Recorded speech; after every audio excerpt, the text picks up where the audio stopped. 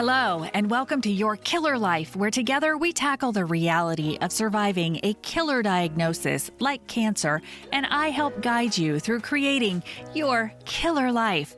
I am your host, Tammey Woodford, and in this podcast, we aren't leaving anything out, as my guests and I share deeply personal insights and experiences as we talk about trauma, loss, treatment options, caregiving, side effects, money. Hey, we open it all up. In fact, we are even going into the forbidden zone to talk about sex, relationships, and mental health. Remember, the conversations you hear on the show are based on unique experiences and varying diagnoses, and we all had our own medical teams. We are not giving medical advice. So if you hear something inspiring, please talk with your providers. All right, are you ready? I know I am. So let's get busy and start building your killer life. Hello, and welcome to the Your Killer Life podcast.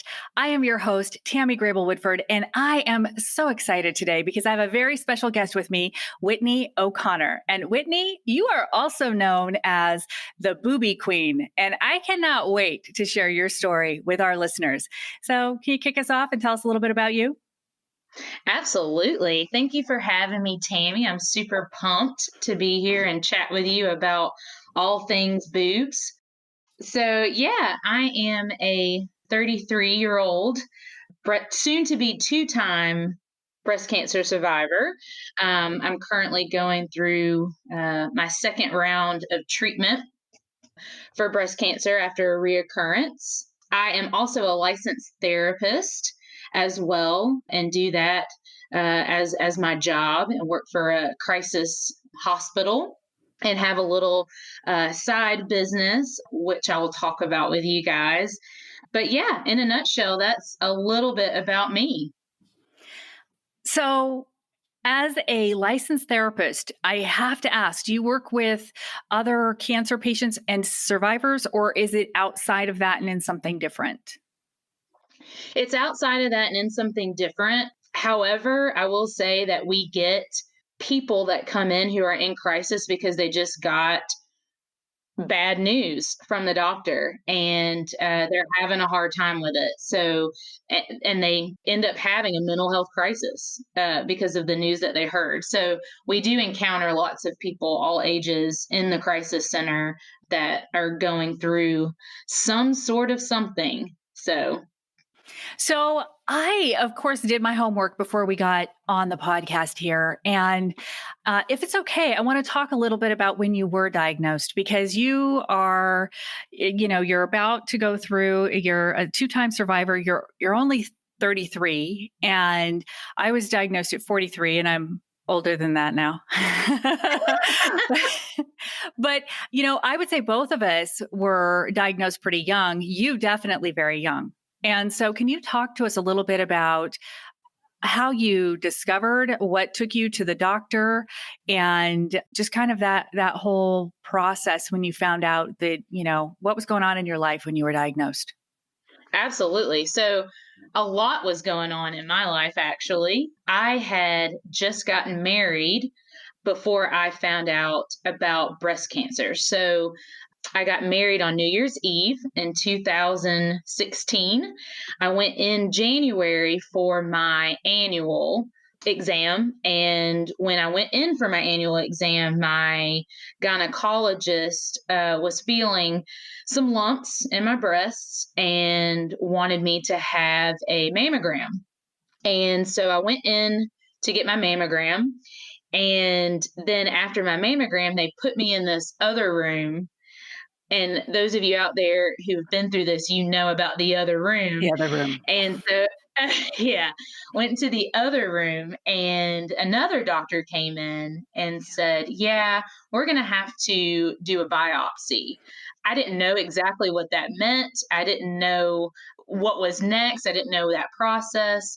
And I turned 30 the week after that, after I got that news. Turned 30, and the following week I went in for my biopsy. Now, I did a thing that's probably not recommended by most people. I didn't tell anybody about any of this. I didn't even tell my new husband. Wow. I told my husband about all of this the night before I went in to get a biopsy. And he was like, "Whitney, are you kidding me? Like, what are you thinking? Like, why didn't you talk to me about this and all of that?" And so I'm just the kind of person, I want to know what I'm dealing with before I start breaking everybody's heart. So I told him the night before. He was very supportive, very sweet.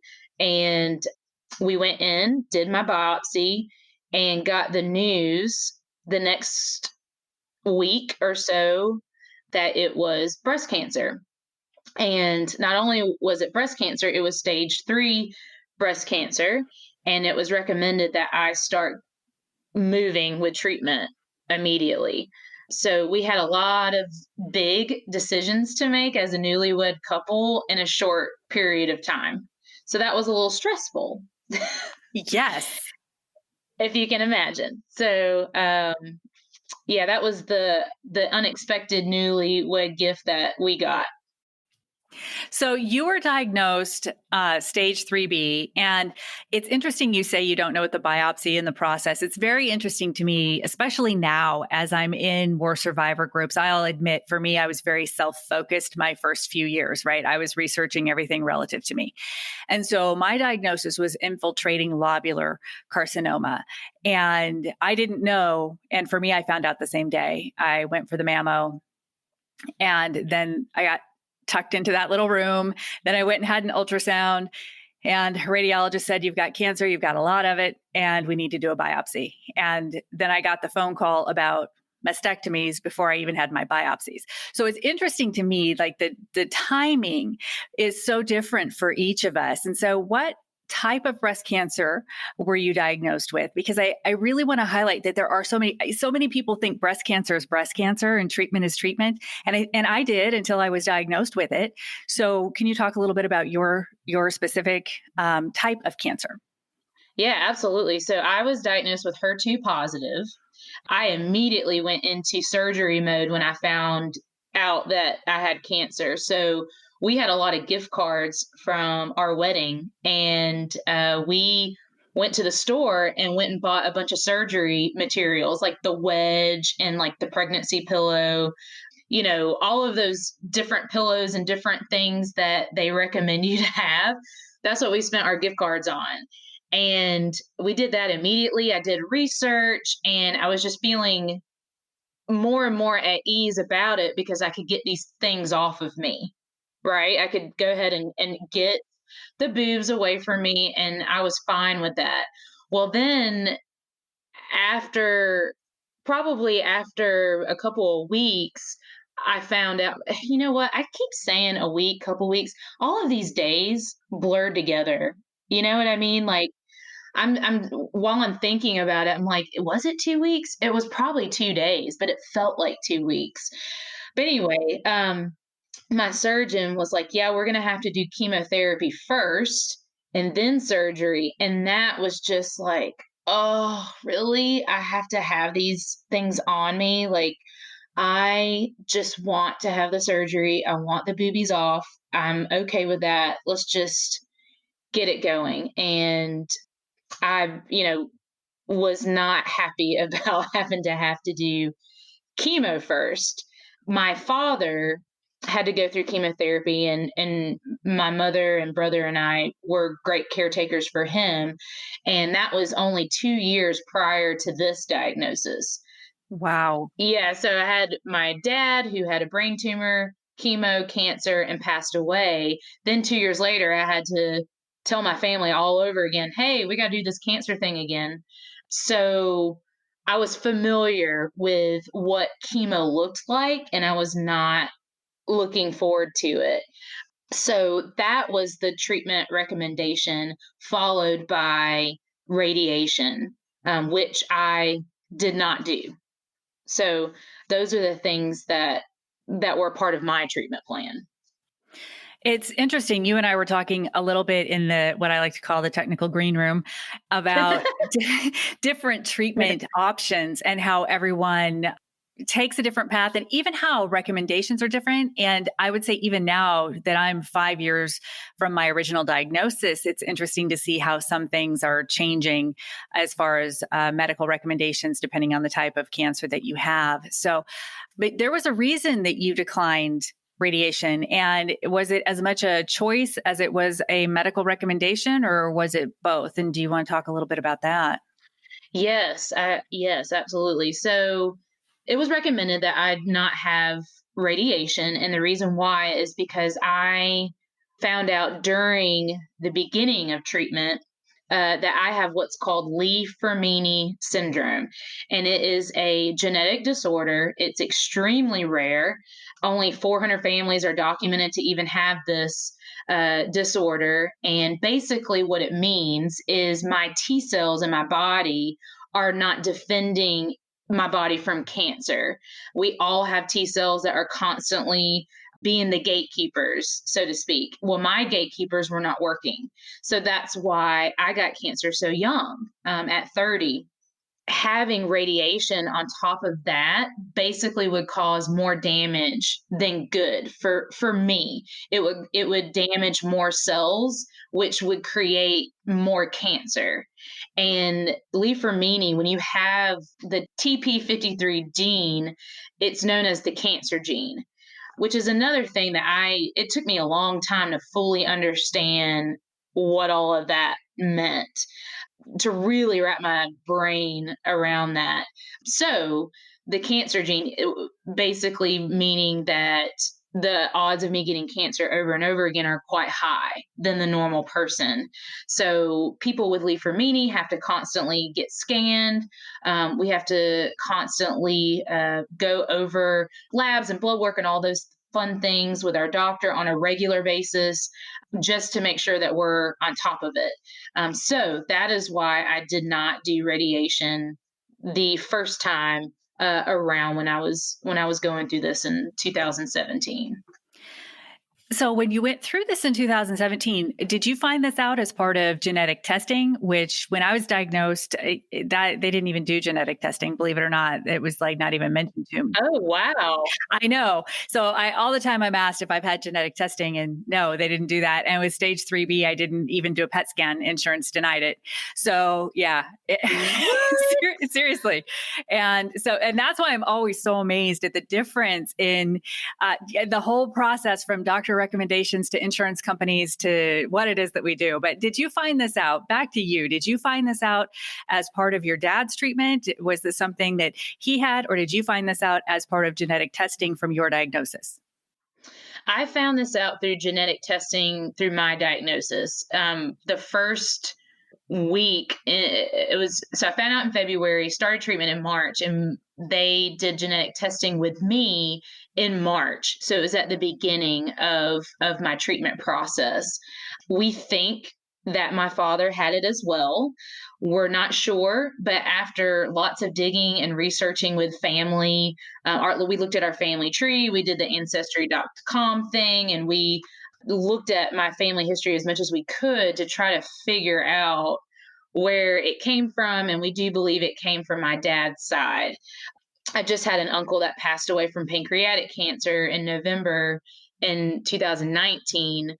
Not sure if he had it, not sure. But yeah, it is something I found out. And it's just crazy to me that that's just not a normal thing for everybody for genetic testing. And I tell people all the time, if your insurance doesn't pay for it, save up to take the test. I mean, it's like $400 out of pocket, I think, here. So in Georgia. So, make the steps to do it, because it is a wealth of information for you, and you can make some good, healthy decisions if you just know what you're dealing with.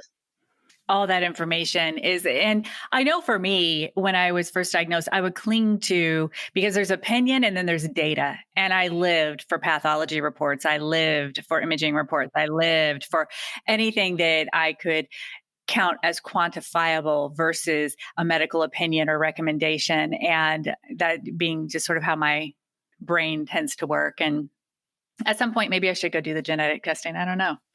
One of these days. Yes, you need to. So tell me a little bit about what was the most difficult part for you as far as being diagnosed and being so young and walking through this. I'm one of those, I don't really like the journey word, but, walking down this path of reclamation of, from diagnosis to getting some form of reclamation for yourself. Hot flashes.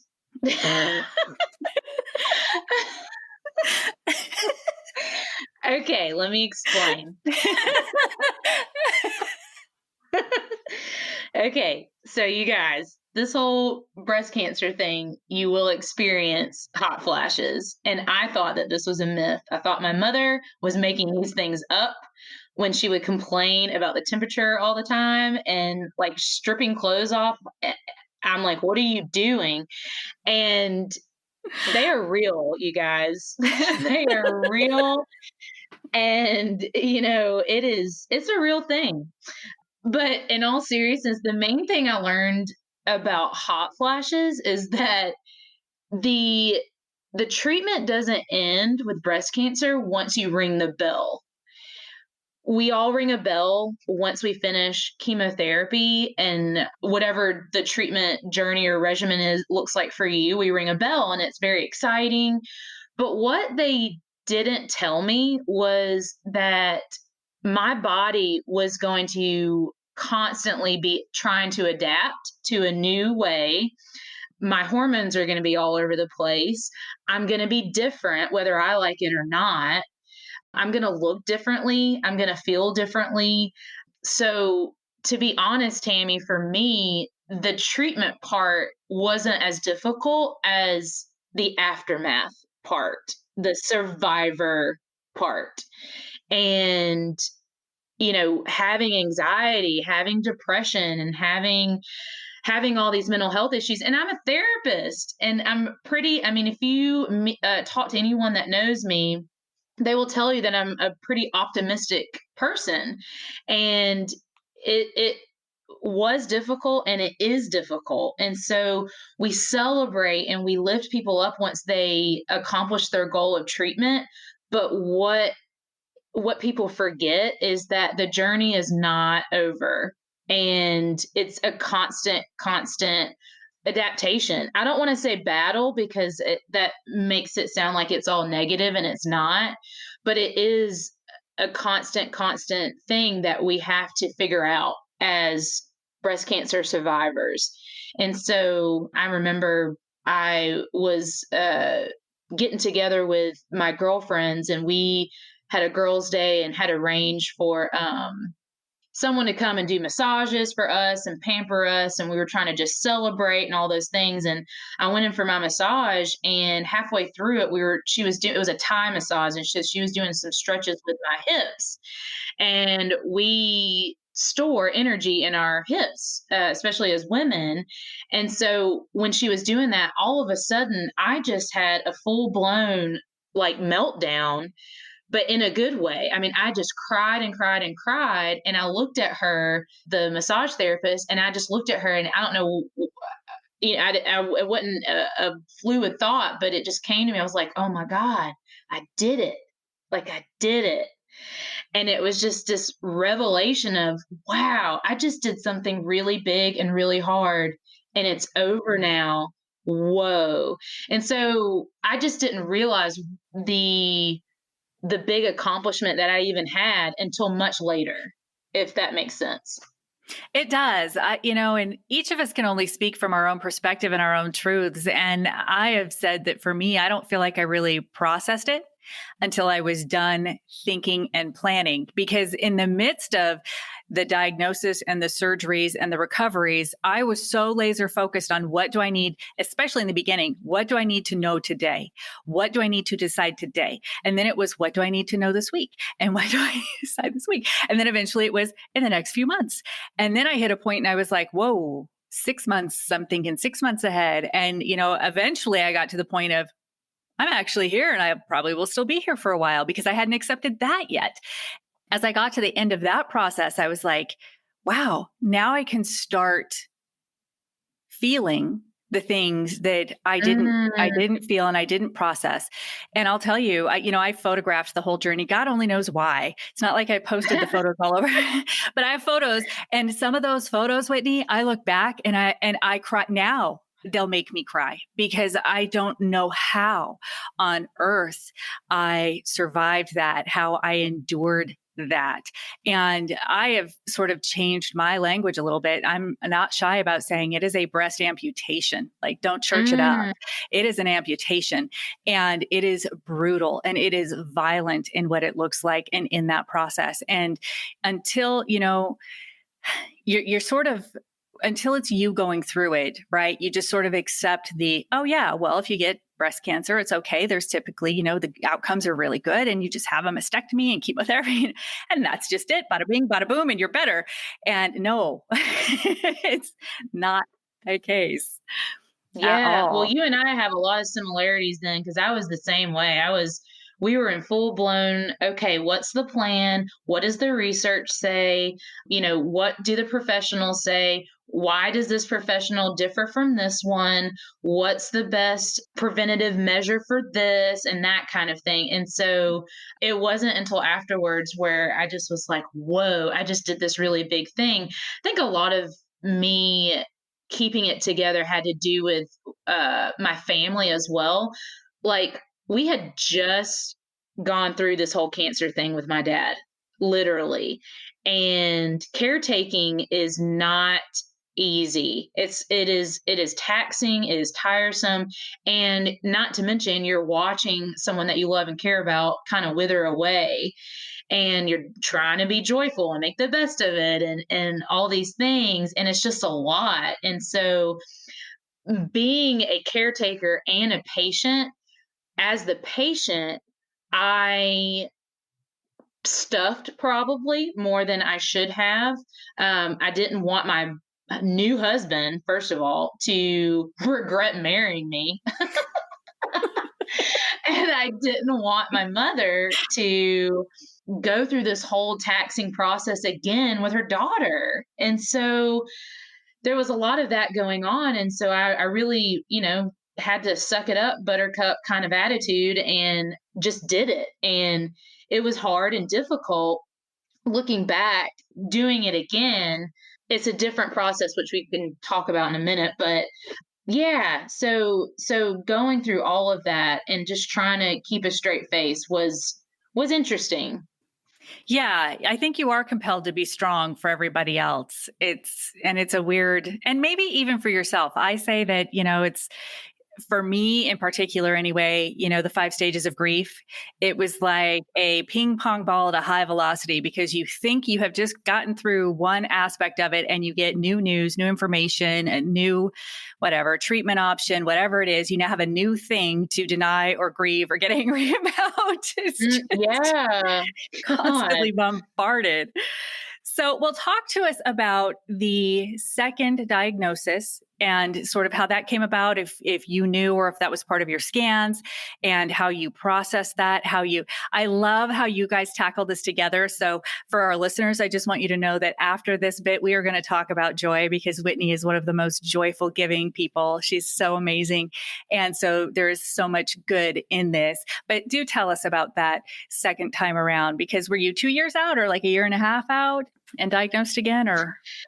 Yeah, so that was a lovely Christmas present. So Man. as a way, well, I have to do scans, like I mentioned before, because of the Leaf-Fermini disorder. And so I was going in for my annual scan, which was in December, and got the news after probably about 3 or 4 days after my scan that they had found 2 spots, one behind my left breast, which is where the cancer was the first time, and one spot in my collarbone on the right side. And so that was just very devastating, but also super annoying. I mean, just to be honest, like, it was just so annoying. Like, I just wanted to be like, "Listen, could you have not given me, like, 5 years? I mean, Right. give me 5 years for a recurrence. Why just 2?" I just, got the Boobie Queen company off the ground, and working through that, and so, anyway, it was just super annoying and devastating. So we immediately again, went into full blown treatment mode, doing all the research, figuring out all the things.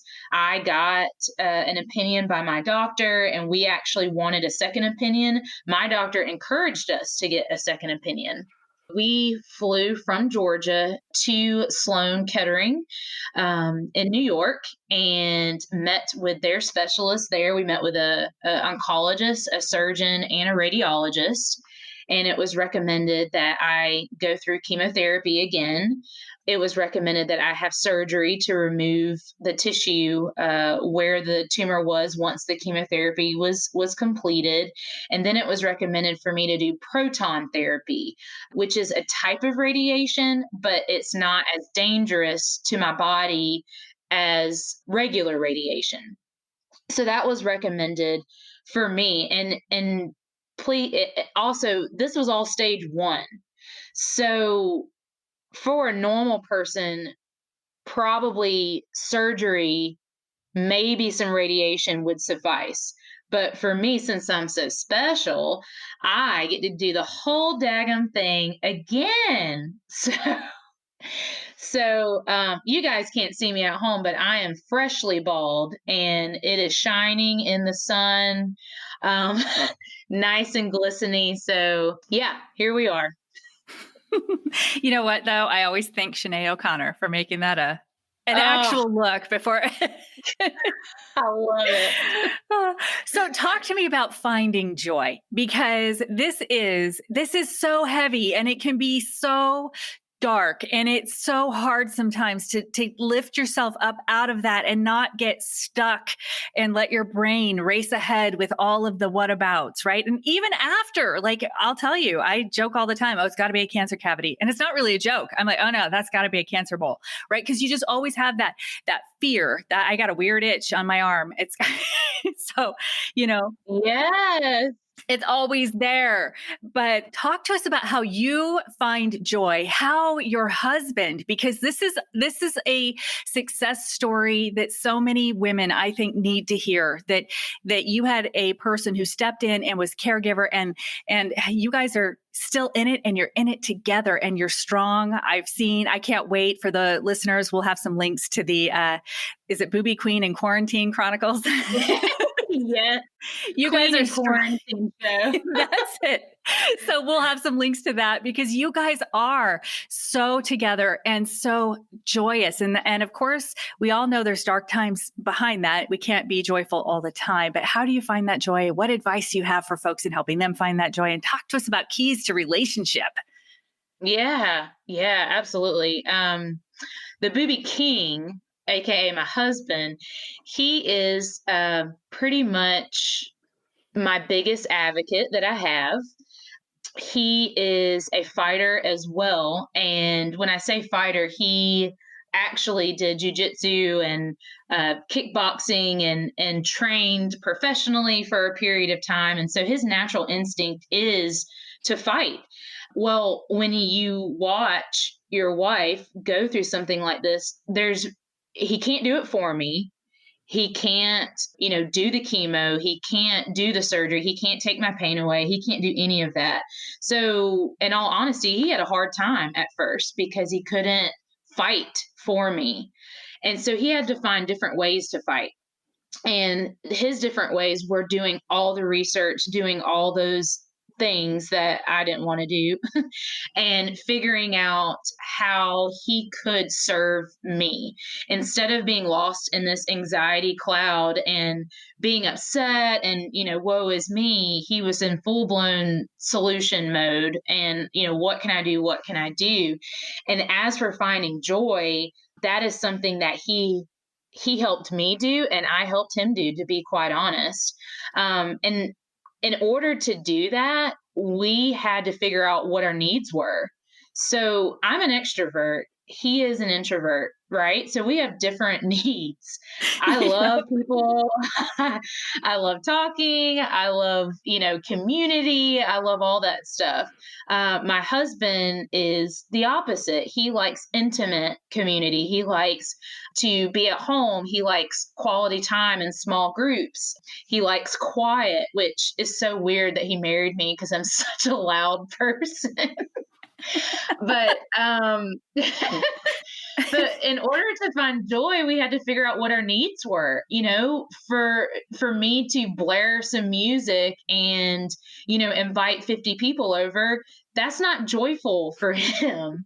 So we had to really understand what that meant for us. And so him being compassionate and open to, okay, these are Whitney's needs. She likes to go for walks. Well, she's not going to be able to go for walks when she's going through chemo. So how can I get her outside? How can I help her walk down the street without her being in pain?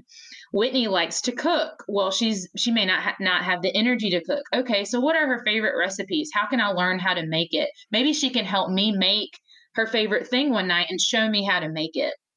Okay, well, Whitney is the one who washes clothes and I'm the one who does the dishes. Well, I don't know how to wash clothes. I'd rather buy all new clothes before I wash clothes. So, how am I going to wash clothes before, while she's going through this? So, this little sweetheart, he followed me around before my mastectomy for like a whole day and just watched some of the things that I did as far as like how to load the laundry, because that was an agreement that we had that I would do the laundry, he would do the dishes. And so he knew that he had to kind of pick up that slack. So he just learned how to do it. That was his way of fighting. His way of fighting was service. And so I would encourage any caregivers out there who are just just lost as to what to do. Try to be of service. How can I serve her today? How can I figure out a way to bring her joy today? Because this whole cancer thing, it's hard to find. This is what I tell people all the time. It's so hard to find silver linings when you're going through this chaotic journey. But sometimes you have to create your own. So, we're very silly people, and we like to play games and we like to build a fort in the living room for absolutely no reason. So if that brings us joy, who cares? That's Who right. cares?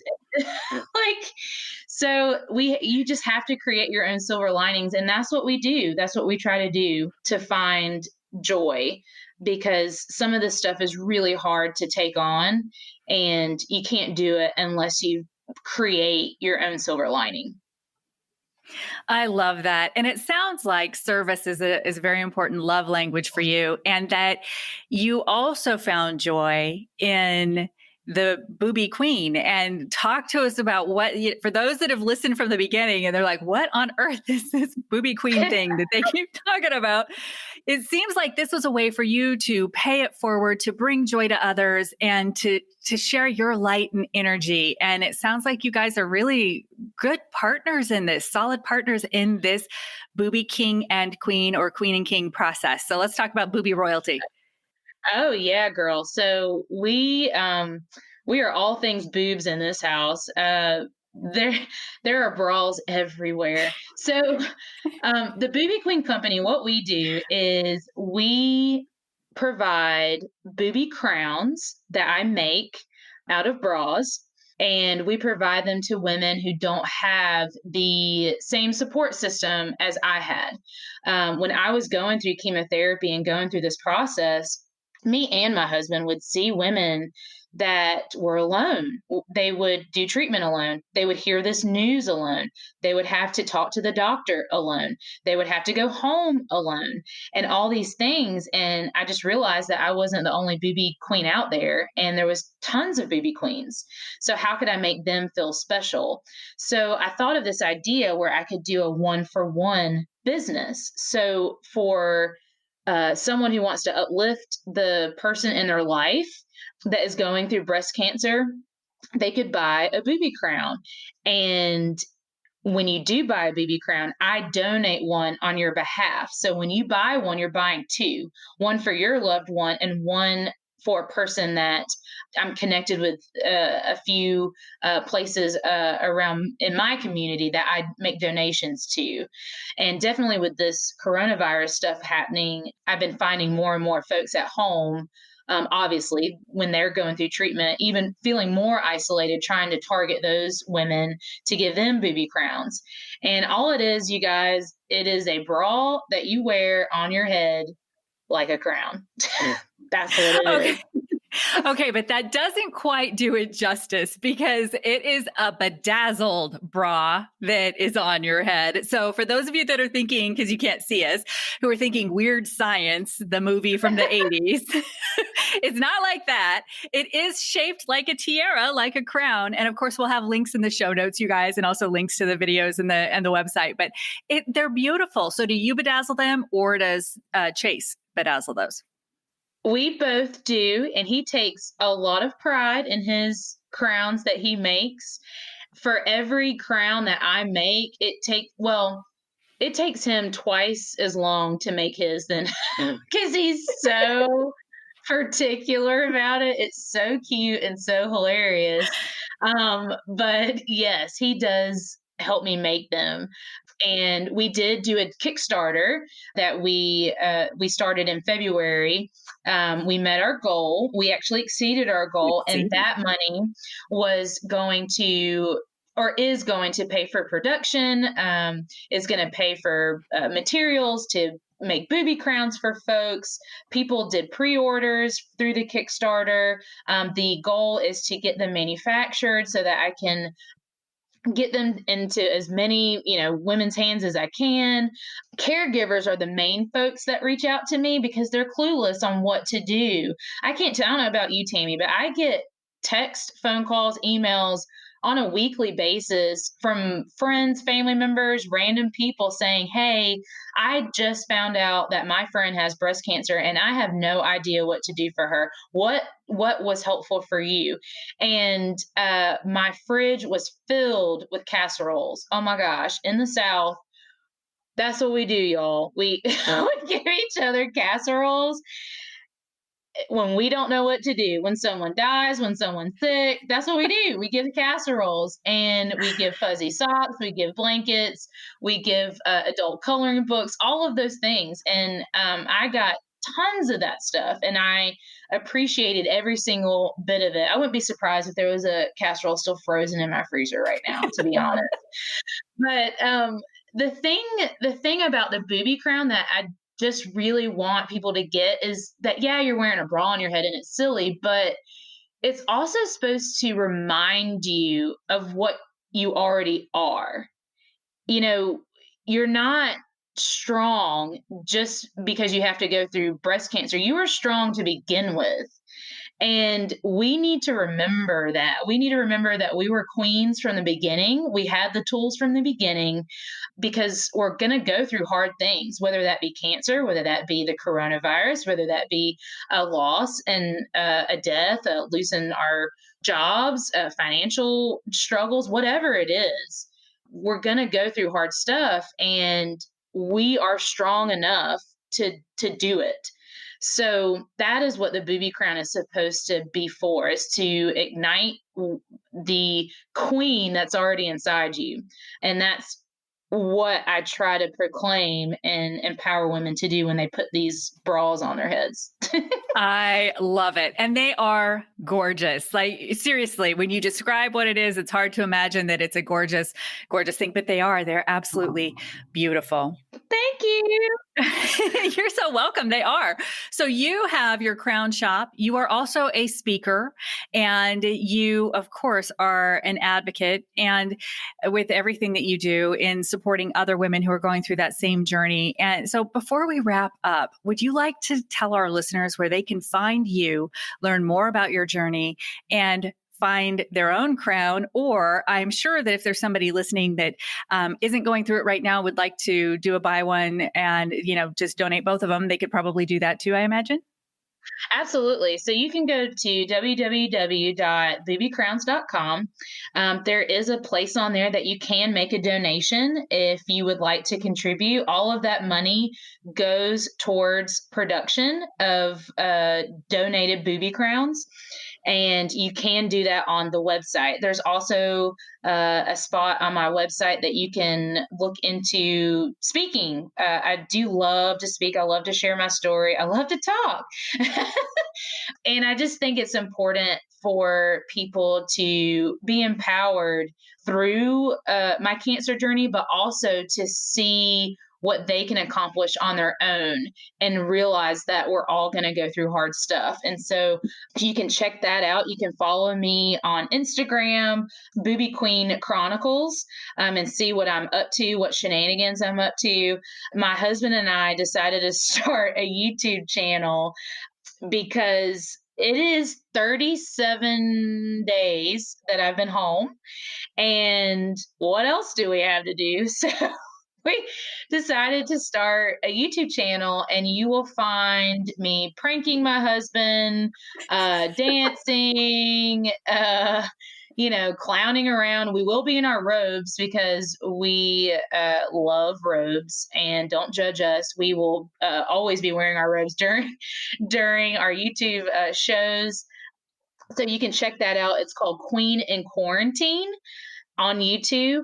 You could also join our support group. I have a support group through my Facebook page on the Boobie Queen Company. If you just search the Boobie Queens on Facebook, you'll see my bald head and a pink shirt, and you can join our support group. And I get on there, and there's about 52 women in there right now, and we just bounce ideas off of each other and reach out to one another, make each other laugh. We have game night, all those kinds of fun things. So that's where you can figure out what I'm up to. I love it. And you guys, those of you who are listening, all of those links will be in the show notes. And so we will make sure that folks can find you, Whitney, and also find the site and where to donate and where to buy a crown or donate a crown, because that is awesome. They're beautiful. Thank you so much. Oh my gosh, yes. Thank you so much for sharing your inspirational story. And for those of you listening today, please make sure to click like, give us a comment. If you have a question, go ahead and drop the question, whether you're watching on the YouTube channel or wherever it is that you're listening. And I'll let Whitney know if it's a question for Whitney. And just, hey, until next time, thank you so much, and keep building your killer life. Thank you for listening to Your Killer Life, and don't forget to subscribe. For more information about what you heard on today's show, visit us at yourkillerlife.com or visit our YouTube channel. You will also find us in all the usual places on social media. We have another great episode queued up for you next week, and until then, keep building your killer life.